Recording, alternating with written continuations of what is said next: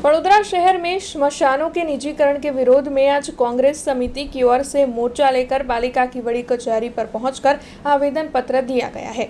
दरअसल वडोदरा शहर में 31 स्मशान मौजूद है। अब तक वहां पर काफी सस्ते तौर पर निःशुल्क तौर पर अंतिम क्रिया हो जाती थी, लेकिन अब वडोदरा महानगर पालिका की ओर से ये सभी प्रक्रिया निजी संस्थाओं को सौंप दी गई है, यानी कि स्मशान गृहों का निजीकरण कर दिया गया है, जिसके मद्देनजर एक शव के लिए 7,000 रुपये निजी संस्था को देने का तय किया गया है। तब वडोदरा शहर कांग्रेस समिति इस मामले के मद्देनजर आज हाथ में पोस्टर बैनर लिए नारेबाजी करते हुए पालिका की बड़ी कचहरी पर मोर्चा लेकर पहुंची थी। वडोदरा शहर कांग्रेस प्रमुख ऋत्विज जोशी, विपक्षी नेता चंद्रकांत श्रीवास्तव समेत कांग्रेस के सभी अग्रणी कार्यकर और साथ ही होद्देदार बड़ी तादाद में पालिका की बड़ी कचहरी पर नारेबाजी करते हुए इस मामले में विरोध जताते हुए पहुंचे थे और इस पूरे फैसले को बदलने की मांग उनकी ओर से आवेदन पत्र देते हुए रखी गई थी। दर वखते भ्रष्टाचार बूमो लागे अने नरी आंखे देखाय भी है। भ्रष्टाचार टेंडरों में रिंग थी जाए, बधी बाबत में भ्रष्टाचार बूमो लागे है।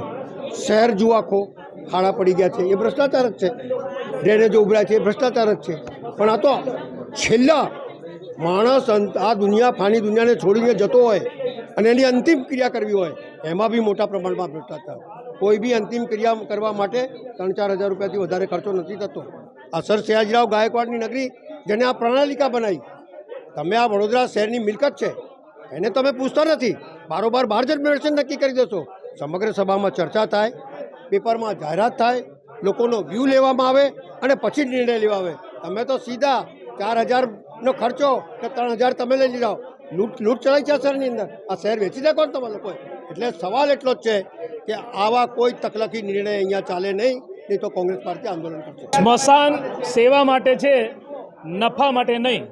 ए अमे रजूआत लईने आया छे કે જીવતા જીવતો વડોદરાની પ્રજાને આ ભાજપના રાજમાં સુખ અને શાંતિ નથી મળતી, પરંતુ મૃત્યુ બાદ પણ સેવાની જગ્યાએ નફો કમાવાનો આવા તગલકી નિર્ણયોનો વિરોધ કરીએ છીએ।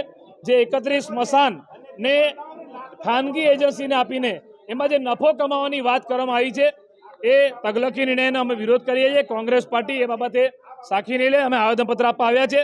તમને આરોગ્ય અમલદાર દેવેશ પટેલ હોય કે મ્યુનિસિપલ કમિશનર હોય કે આ બધાને રાતોરાત સપનું આવે અને દિવસે તમે પ્રજા પર એ નિર્ણયને ઠોકી બેસાડો, એની ચલાઈ લઈએ। તમે કેટલા બુદ્ધિજીવી લોકોને બોલાયા, તમે કેટલા ટ્રસ્ટને બોલાયા, તમે કોઈનો ઓપિનિયન લીધો, કોઈ સર્વે કર્યો? તમે ડાયરેક્ટ જ હવે જે ટ્રસ્ટ સેવાના હેતુથી વર્ષોથી કામ કરે છે નિસ્વાર્થ ભાવે, તો એમને તમે કામ કરવા દેવું જોઈએ। આમાં ખાનગીકરણ, આમાં કોન્ટ્રાક્ટ પદ્ધતિ, શું તમારે તમારા કોઈ મળતિયાને કામ અપાવવાનું છે? શું આમાં કોઈનું કમિશન છે? આ બધા પ્રશ્નો પ્રજાના મગજમાં પણ છે અને એ પ્રશ્ન અમે લઈને આવ્યા છે। કોંગ્રેસ પાર્ટી આ બાબતે સાખી નહીં લે, આંદોલન કરીશું। આજરોજ વડોદરા શહેર કોંગ્રેસ પાર્ટી તરફથી તેમના કાર્યકર્તાઓ સહિત નેતા સહિત આવેદનપત્ર આપવા માટે અહીંયા આવેલા હતા। એમની રજૂઆત છે કે વડોદરા શહેરની અંદર વડોદરા મહાનગરપાલિકા સંચાલિત જે સ્મશાન ગૃહ છે તેમાં આપતી સેવાઓ સંગત જે ઇજારો આપવા માટે જે દરખાસ્ત કરવામાં આવી છે તેનો એમને વિરોધ કરવામાં આવ્યો છે અને વડોદરા મહાનગરપાલિકાના જે વિસ્તારની અંદર જે નાગરિકો છે તેમને સેવાઓ સારામાં સારી સેવાઓ મળી રહે અને કોઈ વધારે ફી પડતી ના હોય તે ફી રાખવા અને તે મુજબ અનુસરવા માટે તેની રજૂઆત છે। તે માટે તેઓ આવેદનપત્ર આપ્યું છે। સદર બાબત માનનીય મ્યુનિસિપલ કમિશનર સમક્ષ ધ્યાન દોરવામાં આવશે અને આગળની જે તે કાર્યવાહી કરવામાં આવશે। અત્યારે લગભગ 7,000ની સમથિંગ કોઈક નો ફીનો ઇજારો કંઈક થયો હોવાની માહિતી છે। એ બાબતે જે તે દરખાસ્ત કરવામાં આવી છે તેની વધુ વિગતવાર અભ્યાસ કરવામાં આવશે અને માનનીય મ્યુનિસિપલ કમિશનર સાહેબનું ધ્યાન દોરવામાં આવશે અને જે તે ઘટતી આગળની કાર્યવાહી કરવામાં આવશે।